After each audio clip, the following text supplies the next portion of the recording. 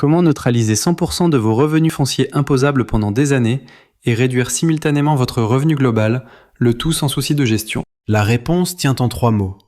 SCPI de déficit foncier. Ce n'est pas une niche fiscale complexe. C'est un mécanisme de droit commun, 100% légal, qui ne rentre pas dans le plafonnement des niches fiscales.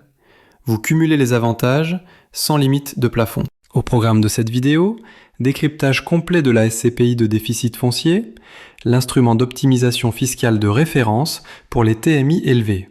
Avantages, mécanismes, mais aussi engagement obligatoire et risque de liquidité, vous aurez toutes les clés de compréhension de ce placement fiscal. Qu'est-ce qu'une SCPI de déficit foncier ? Comme toute société civile de placement immobilier, elle s'occupe de la gestion et de la location d'un parc de biens immobiliers. C'est ce que l'on appelle un investissement pierre-papier. Mais cette SCPI est fiscale. Son objectif principal est d'acquérir des biens nécessitant de lourds travaux de rénovation dans le but de générer, devinez quoi ? Du déficit foncier. En tant qu'actionnaire, vous récupérez une partie de ce déficit généré au prorata des parts que vous détenez. Comment ce déficit est-il généré et imputé ? La société investit dans des immeubles nécessitant des rénovations. La nature de ces travaux est encadrée. Il doit s'agir de travaux d'entretien, de réparation ou d'amélioration n'impactant pas la structure de base du bien. Attention, les travaux de construction, d'agrandissement ou de reconstruction ne sont pas pris en compte dans ce mécanisme. Vous percevez un déficit foncier qui est égal à une quote-part des travaux réalisés par la SCPI. Ce pourcentage représente généralement entre 40% et 60% du montant de votre souscription initiale. Ce déficit peut être étalé sur 1, 2 ou 3 ans selon la SCPI.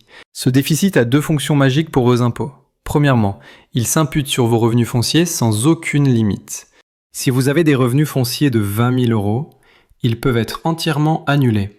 Deuxièmement, le reliquat s'impute sur votre revenu global, mais cette fois dans la limite de 10 700 € par an. Si vous dépassez ce plafond, le surplus est reportable sur vos revenus fonciers pendant 10 ans. Le grand avantage est que le déficit foncier est octroyé et utilisable dès la souscription, même si les revenus locatifs, eux, n'arrivent qu'après l'achèvement des travaux. La SCPI de déficit foncier est un investissement à long terme. Vous devez bloquer votre capital et conserver vos parts pour au minimum 15 années. Dans les faits, le cycle se décompose souvent ainsi. 3 premières années pour l'acquisition et les travaux, 10 ans de location, puis au moins 2 ans pour la vente du parc immobilier et la dissolution de la SCPI. L'engagement légal impose de conserver vos parts jusqu'au 31 décembre de la 3e année suivant l'imputation de votre déficit foncier. Uniquement si celui-ci a été imputé sur votre revenu global. Concernant la fiscalité des loyers que vous percevez après la période de travaux, ils sont imposés au barème progressif, dépendant de votre tranche marginale d'imposition, auquel s'ajoutent les prélèvements sociaux de 17,2%.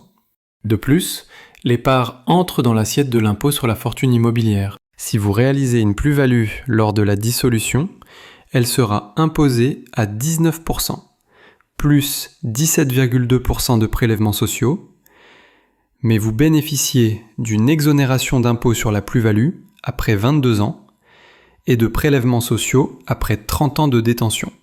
Quels sont les avantages et les inconvénients de cet investissement ? Côté avantages, le ticket d'entrée est faible, accessible dès 1 000 €. La gestion est entièrement déléguée par la SCPI, vous n'avez aucun souci de gestion.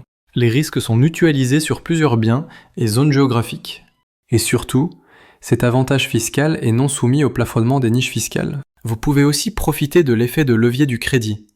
Vous pouvez financer les parts à crédit et déduire les intérêts d'emprunt si vous êtes au régime réel. Côté inconvénient, le principal est l'immobilisation à long terme de votre capital pour au moins 15 ans. C'est un placement peu liquide, la revente sur le marché secondaire est rare, voire inexistant. Vous dépendez donc de la dissolution de la SCPI. Il existe un risque de trésorerie, dû au décalage entre la période de travaux sans loyer et la perception des revenus futurs. Enfin, la fiscalité sur les loyers peut être lourde si votre TMI est à 41% ou 45%. La SCPI de déficit foncier est un excellent outil pour les investisseurs fortement imposés sur leurs revenus fonciers. Elle permet de générer un déficit important qui peut éteindre votre imposition foncière sur plusieurs années complètes et réduire votre revenu global jusqu'à 10 700 € la première année. Cependant, c'est un engagement majeur qui nécessite de ne pas avoir besoin de ce capital avant 15 ans. Pour découvrir les meilleures solutions pour réduire vos impôts, abonnez-vous et si la vidéo vous a plu, mettez un like.